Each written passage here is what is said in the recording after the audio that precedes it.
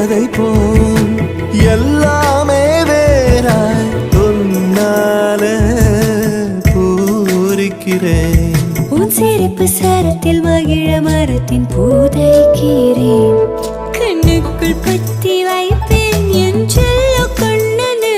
பாதித்த கைஜதிக்குள் என்னோடு ஆடுவாவா. அடிக்கடி உன்னை பிடிக்க நான் மன்றாடிட